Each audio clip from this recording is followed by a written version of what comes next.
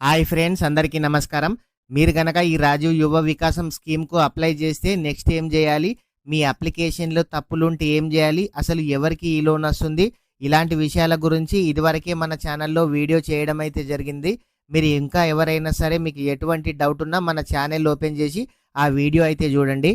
అయితే చాలామంది రాజీవ్ యువ వికాసం ఆన్‌లైనా, ఆఫ్‌లైనా అని అడుగుతున్నారు. ఈ రాజీవ్ యువ వికాసం ఆన్లైన్ అయితే ఉంది. ఆఫ్లైన్లో కూడా అప్లికేషన్ అనేది రావడం అయితే జరిగింది. ఈ ఆఫ్లైన్ అప్లికేషన్ ఫామ్ మీ సేవలో కానీ ఆన్లైన్లో తీసుకొని మీరు ఫిలప్ చేసి మీరు ఎంపీడీఓ ఆఫీస్లో ఇవ్వాల్సి అయితే ఉంటుంది. ఒకవేళ మీరు ఆఫ్లైన్లో అప్లికేషన్ ఫిలప్ చేస్తే మీ అప్లికేషన్ అనేది గవర్నమెంట్కి వెళ్తుందా వెళ్ళదని చాలామందికి డౌట్ అయితే ఉంటుంది.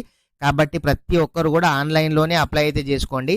అప్లై చేసిన ప్రతి ఒక్కరు మీ అన్ని డాక్యుమెంట్స్ ఎంపీడీఓ ఆఫీస్లో సబ్మిట్ అయితే చేయాలి.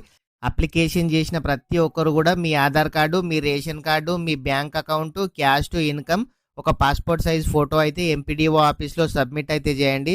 ఫ్రెండ్స్, ఇట్లాంటి వీడియోస్ మీకు కావాలి అంటే వీడియోని అయితే లైక్ చేయండి, మన ఛానల్ని సబ్స్క్రైబ్ చేయండి. Thank you friends.